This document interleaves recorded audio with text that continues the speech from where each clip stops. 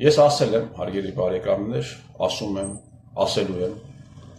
որ Հայաստանի Հանրապետությունում տեղի ունենալիք բոլոր մասշտաբային հանցագործությունները, քաղաքական բնույթ կրող հանցագործությունները տեղի են ունեցել, տեղի են ունենում, տեղի են ունենալու ազգային անվտանգության ծառայության միջոցով։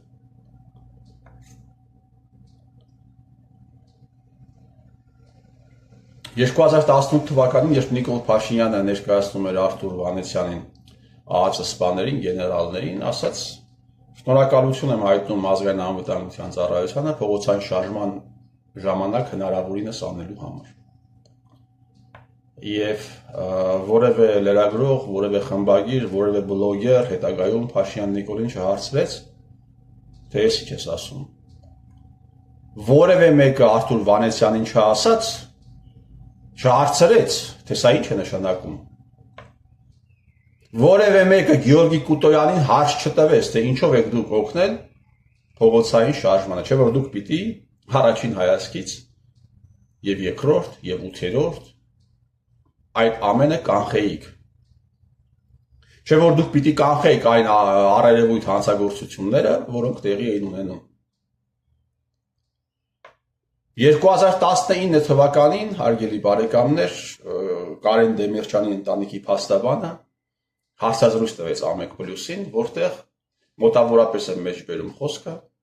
ուղիղ ասաց. Նայիրի Հունանյանը եղել է ազգային անվտանգության ծառայության գործակալ, Նայիրի Հունանյանը աշխատել է ազգային անվտանգության ծառայության հետ։ Եվ սա եւս կարծես թե պիտի առաջացներ ցունամի Հայաստանի Հանրապետության ներքաղաքական, այսպես կոչված, կամ ներգավառական միջավայրում, դաշտում, դաշտավայրում, բայց ելի այդ հանցագործությունը ընդհանրապես, այդ հարցազրույցը ընդհանրապես, հարցազրույցի այդ ֆրագմենտը մասնավորապես տրվեց լռության, խմբագիրների, լրագրողների, բլոգերների միջոցով։ Հայաստանի Հանրապետությունում քաղաքական դաշտը բաժանված է երկու մասի, կա իշխանություն, կա այսպես կոչված ընդդիմություն, որտեղ տոն են տալիս ազգային անվտանգության ծառայության գործակալները։ Դատաիրավական համակարգը, կան դատավորներ, հիմնականում ԱԱԾ-ի ենթակայության տակ աշխատող, կան դատախազներ, էլի նույն կերպ, կան փաստաբաններ, որոնք նույնպես, ես որպես կանոն, իհարկե կարող են լինել բացառություններ, բայց ես խոսում եմ օրինաչափությունների մասին Հայաստանի Հանրապետությունում։ Ենթարկվում են այդ մարմին, հիշում եք, չէ՞, 2018 թվականին այդ գաղտնալսման ժամանակ ազգային անվտանգության ծառայության տնօրենը ինչ էր ասում, ինչ էր պատմում, ասում էր, ես դատավորին ասել եմ, կալանքը ուզես պիտի տաս։ Իմիջիայլոց այդ այլանդակության ողջ ընթացքում, դա օգոստոս-սեպտեմբեր ամիսներն էր, Փաշինյան Նիկոլի ենթակայության տակ աշխատում էին դաշնակ մասնակները։ Եվ նրանք այնքան աշխատեցին Փաշինյան Նիկոլի ենթակայության տակ, մինչև հոկտեմբերի 2-ը տեղի ունեցավ, եւ Փաշինյան Նիկոլը դրանց շլինքներից վերցեց եւ ուղղակի շպրտեց իր կաբինետից դուրս։ Հետո Արմեն Ռոստոմյանը պիտի իր բրիֆինգի ժամանակ ազգային ժողովում ասեր, թե իրենք ինքնակամ են դուրս եկել Նիկոլ Փաշինյանի կաբինետից, բացարձակ սուտ։ Այսպես է գործել ազգային անվտանգությունը Հայաստանի Հանրապետությունում, այսպես գործում է եւ այսպես գործելու է։ Տարիներ շարունակ ազգային անվտանգության ենթակայության տակ գործակալ աշխատածը հեղափոխություն է իրականացնում Հայաստանի Հանրապետությունում, ճակերտավոր, հա, եւ որևէ մեկ Արարատ Միրզյանին չի ասում, արդեն հաստատված գործակալին չի ասում, թե քո օպերը, ով քեզ հավաքագրել էր, այդ իրավունքը քեզ տվել էր, որ դու դուրս գայր հեղափոխություն աներ, թե այս օպերն էր հրաման տվել դուրս գալ եւ իրականացնել հեղափոխություն։ Իսկ ինչու տեղի ունեցավ այդ բեմականացումը հեղափոխական փաթեթավորումով, արդեն երևի բոլորին է պարզ, երկու քտիծակ ունեցողը, մի քիչ ֆայմ ունեցողը, այսինքն արդեն հասկացել է, որ խնդիրը Արցախն էր, խնդիրը Ղարաբաղն էր, կեղտոտ գործ կար անելու, ընտրեցին ամենանենգ գործակալներին։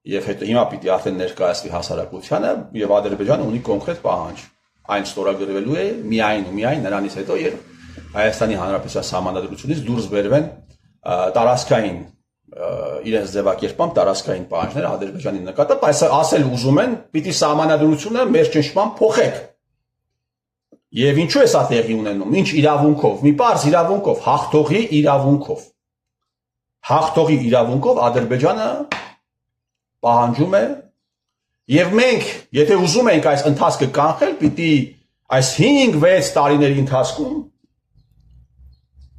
նայենք մեր պարտությանը ընդունենք մեր պարտությունը վերլուծեինք թե ինչու է սա տեղի ունեցել մեղավորները պիտի պատժվեին որպեսզի կարողանանք կանխել իսկ քանի որ դա տեղի չի ունեցել ինչու տեղի չի ունեցել որովհետեւ կա ազգային անվտանգության ծառայություն կան գործակալներ որոնք թույլ չեն տալիս նրանք ամենավերջին բլոգերից մինչև ամենաբարձր պաշտոնյան ներկայացնում են այդ կառույց, որը պիտի իրականացներ հետախուզություն, հակահետախուզություն, ռազմական հակահետախուզություն, հանցավորության դեմ պայքար, սահմանային պահպանություն, ճիշտ է հիմա այդ կառույցը բան է եղել, մի քիչ պարզեցված է, ծառայությունները որոշակի դուրս են եկել, ֆունկցիաներ են հանվել, պետական պահպանության ծառայությունն է դուրս եկել, արտաքին հետախուզությունն է դուրս եկել, արտաքին հետախուզական ծառայության ղեկավարը Գալուս Սահակյանի խորհրդականն է, հեղափոխություն է եղել, Գալուս Սահակյանի խորհրդականին նշանակել են արտաքին հետախուզական ծառայություն, իմիջիայլոց մի քանի ամիս առաջ ասում են հայտարարվեց, որ այդ ծառայությունը ստեղծվել է ուղիղ Թուրքիայի ներողություն Ամերիկայի եւ Բրիտանիայի հատուկ ծառայությունների կուրացիայի ներքո, ուղիղ Պուտինին Նիկոլին Պուտինն է բերել Սա հատուկ է թեզը շրջանառողների համար, որ ասում են առավոտից երեկո Նիկոլին Պուտինն է բերել, Նիկոլը Կրեմլի մարդն է, Նիկոլը Կրեմլի մարդն է, բայց Հայաստանի Հանրապետությունում ստեղծվում են այդպիսի հետախուզական ծառայություններ, բրիտանական ծառայությունների ներքո։ Եվ ահա այս ծառայությունները արդեն կարելի ասել, ծառայությունները պիտի այս ֆունկցիաները իրականացնեն, բայց նրանք առավոտից երեկո զբաղվել են վուայերիզմով, սրա նրա, չգիտեմ, անձնական այդ թվում սեռական կյանքը ուսումնասիրելով, հոգեշեղված մարդիկ, սեռաշեղված սրիկաները եւ մատնագրեր գրելով։ Եվ քանի դեռ այս ծառայությունը գործում է Հայաստանի Հանրապետությունում, այսպես գործում է, Հայաստանը ոչ մի բան չի փոխվելու։ Ադրբեջանը ինչու է սա անում հայերի նկատմամբ։ Ուժի իրավունքով, որովհետև կա ուժի իրավունք, որը ոչ ոք չի չեղարկել։ Իսկ Հայաստանի Հանրապետությունում ինչու է տեղի ունենում սա, որովհետև Հայաստանի Հանրապետությունում եւս կա ուժի իրավունք։ Ուժեղ են այս մարդիկ եւ հայ ժողովրդի հետ ուժի իրավունքով անում են այն, ինչ անում են։ Տեսեք, իրենք ինչ են անում։ Ենթադրենք ինչ-որ մեկին ձերբակալելու ժամանակ։ Կարող են պարկեցնել պոլերին, ինչ-որ մեկի ցանկությունները բավարարելու համար, հա, ինչու են անում, կա ուժի իրավունք, որովհետև գիտեն պատասխան չեն տալու։ Ադրբեջանական եւ ադրբեջանական ուժերը այս պայդրությամբ զբաղեցնում են Գորիս-Կապան ճանապարհատվածի մի մասը, օկուպացրել են, բայց ազգային անվտանգության ծառայությանը, եթե սա իրենց պատասխանատվությունն է, ասես նույնիսկ գնա բանակցի, չեմ ասում այլ բան, ուղղակի գնա բանակցի, որ հայկական տարածքից ռադ լինեն, նրանք դա չեն անի, գիտեք ինչու, որտեղ վախենում են, կա ուժի իրավունք, ուժեղ են, վախենում են, Հայաստանի Հանրապետությունում իրենցից ուժեղ ստրուկտուրա չկա, կարելի անել ամեն ինչ, իրենք գիտեն, եթե գնան ադրբեջանցիներին մի քիչ բարձր տոնով ասեն, պիտի դուրս գաք այս հատվածից, ադրբեջանցիները այդ մարդկանց կկանգնեցնեն, ներողություն եմ խնդրում արտահայտության համար, ռակմ եւ կպայեն այնքան ժամանակ, մինչեւ ծնկները ուժեղ չցավա։ Բայց Հայաստանի Հանրապետության ներսում կարելի է բազմաթիվ այլանդակություններ անել, ում ուզեն գախնալսեն, գախնալսածը հրապարակեն, ում ուզեն նկարեն, նկարածը հրապարակեն, ըստ սեփական ցանկությունների։ Այդտեղ օրենք բան, ոչ մի բան գոյություն չունի։ Հայաստանի Հանրապետությունում իրավունք կա ուժի իրավունք, բայց իրավունք դասական իմաստով, օրենք, օրինականություն այս իմաստով գոյություն չունի։ իրավունքը եթե արդարության հետ կապ չունի, իրավունքը եթե հավասարության հետ կապ չունի, իրավունքը եթե ազատությունները սահմանափակում է, այլ ոչ թե խրախուսում, դա ուժի իրավունք է կամ չէ իրավունքը։ Ահա Հայաստանի Հանրապետությունը, հարգելի բարեկամներ։ Եվ այս ամենը իհարկե կկանխավի, ինչ որ ժամանակ կգա, երբ հայը կազատվի այս համակարգերից, դա աստված հայի ձեռքով։ Ասեցի, որ ինչ ուզում, ուզում ձայնագրում են, ուզում նկարում են, հետո հրապարակում են։ Փաշինյան Նիկոլ, բա պատերազմի ժամանակ Օնիկ Գասպարյան, Սերժ Սարգսյան հեռախոսազրույցն է տեղի ունեցել բազմաթիվ անգամներ։ Այդ հեռախոսազրույցը, որը ձայնագրվել է, ինչու չի հրապարակվում։ Հրապարակի։ Այդ հրապարակողը դու ես, թե վերջը դու ես Սերժն է։ Պատերազմից հետո է բազմաթիվ հեռախոսազրույցներ տեղի ունեցել, ինչեւ սրա մասին դու ես պատմում, Սերժ Օնիկ, լավ հեղափոխություն է, չէ՞։ Ուժեղ Վրաստան խմբակցության ձեր հետևը կանգնած է Սերժը։ Ձեր հետևը Սերժն է կանգնած, Սերժ անիծվես դու։ Երանի այն օրը, երբ այս հողը կազատվի քո պեսից։ Փոքր նենք մարդ։ Դու ես խաղացնում սրանց։ Գետինը մտնես լավ է, Սամվել Կարապետյան, գետինը պիտի բացվի, դու պիտի մտնես գետինը։ Բա ինչու չի հրապարակվում, օրինակ, բազմաթիվ հեռախոսազրույցներ են տեղի ունեցել Օնիկի եւ Սերժի միջեւ, ինչու չի հրապարակվում։ Նիկոլ հրապարակի։ Սերժ Նիկոլի վրայի կոմպրոմատները ինչ եղան։ Պարլամենտում պիտի հարց տան հերրակա քեզ։ Դե ինչ եղան այդ կոմպրոմատները։ Ինչու չես հրապարակում, երկիրը վարի է տվել, բայց դու ծլում ծաղկում բարգավաճում եք։ Ինչքան գիտեմ, Միքայել Մինասյանն է վերջերս Հայաստան եկել, հետո գնացել։ Ինչ եղավ, այդ ինչպես ստացվեց, կիլոմետրներով քրեական գործեր կար։ Բա ուր են ձայնագրությունները, Փաշինյան Նիկոլ, տեսա ձայնագրությունները։ Հրապարակեք, մի փոքր մարդու վերցնեք, փոքր, որ 200,000 դրամ ընտրակաշարք է բաժանել, տանեք 5 տարի կամ 3 տարի փակեք։ Բա այս խայտարակությունները ինչ պիտի լինի խայտարակությունների հետ։ Սերժ Սարգսյան, Սամվել Կարապետյան հեռախոսազրույցներ տեղի չեն ունեցել այս ընթացքում։ Փաշինյան Նիկոլ, այդ որ դու ասում ես Սամվել Կարապետյանի հետևում կանգնած է Սերժ Սարգսյանը, մարիոնետավարը ինքն է, ճիշտ ես ասում։ Դու հիմքեր ունես, չէ՞ որ ասում ես, իհարկե, բայց հիմքերը ներկայացրու չի կարելի, Սերժը կջղայնանա։ Բազմաթիվ ձայնագրություններ կա, չէ՞, Փաշինյան, բազմաթիվ։ Թե ինչպես են կազմել ցուցակը, թե ով է հրահանգներ տվել ցուցակի, որ համարումով պետք է լինի, ով պետքա չլինի։ Ուղիղ միջնորդավորված Սերժի հետ հրապարակի թող մարդիկ իմանան, չէ՞ որ ժողովրդավարական երկիր են, իսկ ժողովրդավարական երկրում մարդիկ իրավունք ունեն իմանալու այն process-ները, որը վերաբերվում է ուղիղ իրենց։ Հրապարակեք։ Չեք հրապարակեք միայն բանվոր դասակարգի մեջ տեղի ունեցած հեռախոսազրույցները, բանվորների մեջ տեղի ունեցած, գյուղացիների մեջ տեղի ունեցած։ Նրանց ղեկավարները ապահովագրված են ու այս հալով դուք ուզում եք Կարլ Յասպերս, հարգելի բարեկամներ, մի այսպիսի հրաշալի փիլիսոփա է եղել, խոսել է պատերազմից հետո երկրորդ համաշխարհայինի պատասխանատվության մասին, պատասխանատվությունը բաժանելով 4 մասերի եւ այստեղ երրորդ մասը վերաբերվում է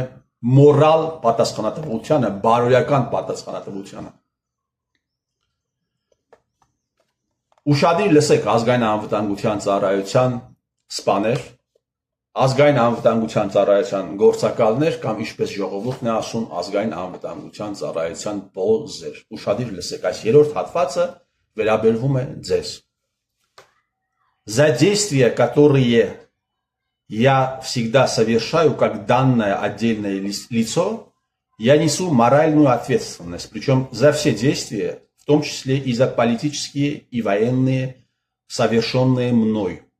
Нельзя просто сослаться на то, что приказ есть приказ. Поскольку преступления остаются преступлениями и тогда, когда они совершены по приказу.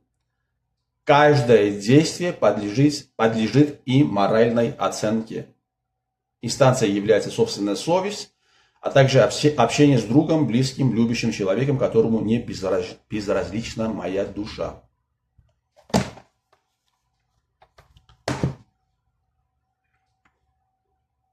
Քաղաքական պատասխանատվություն եք դուք կրում,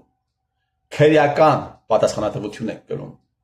մորալ պատասխանատվություն եք կրում, ինչի մասին ասում է Յասպերսը, եւ նաեւ մետաֆիզիկական պատասխանատվություն եք կրում։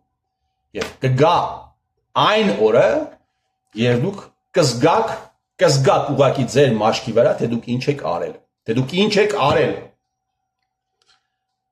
Յասպերսը 12 տարի զրկված լինելով իր բոլոր կոչումներից պայքարեց նեմեսների հետ կեղտոտ ռեժիմի դեմ եւ հաղթեց։ Մենք էլ ենք հաղթելու ձեզ։ Մենք ձեզ հաղթելու ենք։ Ես ձեր տիրոջ մերը